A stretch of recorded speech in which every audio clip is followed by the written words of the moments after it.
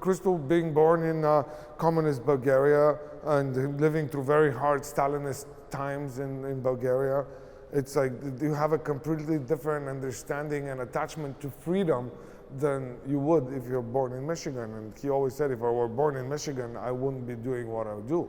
Maybe they have different importance in your life or different issues that are important for you, but no, this was a very much part of his way, was just because he was born in a communist country under totalitarian rule, and that's why that freedom was most important to both of them.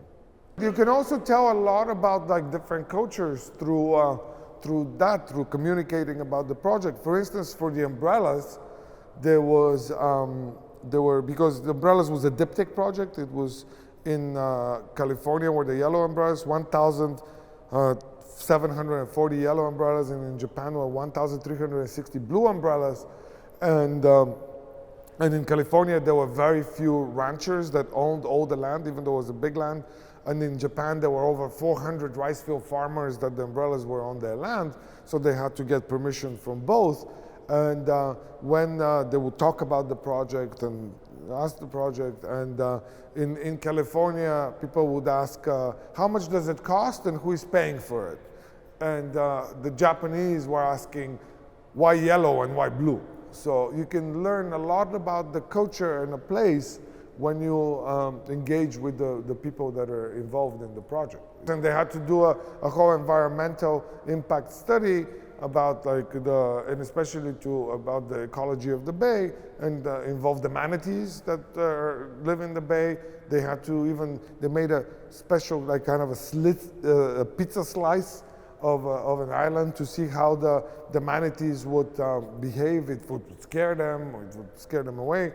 And the study, it's a very funny anecdote, the study said that the manatees were even developing a mating behavior under the pink fabric. So the manatees didn't mind. They were chilling under the shade a little bit. So it was something that they didn't mind. But there was, as with every project, there's a full environmental study. Actually, for Over the River, we had an environmental impact statement, which is usually you don't even do it for oil drilling companies.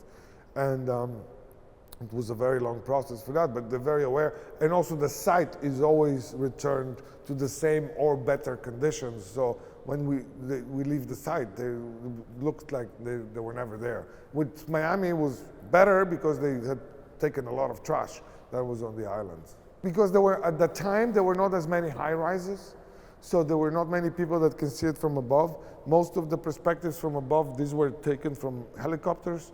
So most people would see it actually either from the boat or from the intercoastal roads, because it would be something that you're a little bit more elevated, and from the boats. There were a few buildings that were higher, but not as today. The city has changed a lot in 40 years.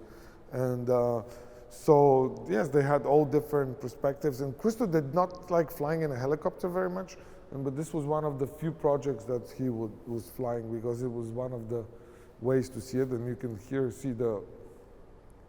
actually the entire project, the whole 7 miles from a very high altitude.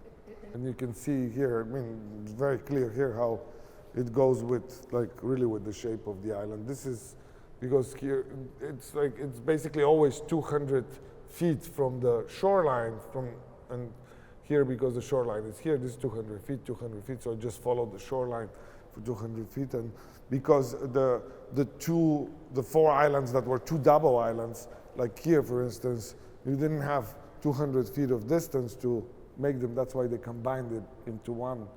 And there were 2 like this. Well, the trees moving, the water moving. Also, you can see, maybe we can go in the other room and I can show you, because there was this seam which would make this movement really nice. And I don't know when you can see it so well in this photo. In here, in this one, probably you can see it the best. It's this gave this structure. It was this seam with foam inside, so it was sticking out a little bit, and it gave this structure to the fabric, a little more structure and body in a way. And another really funny thing Jeanne-Claude always loved to say is because a lot of people would say wrapped islands, and she said, no, they're surrounded. And she always said, England is surrounded by water, it's not wrapped by water. So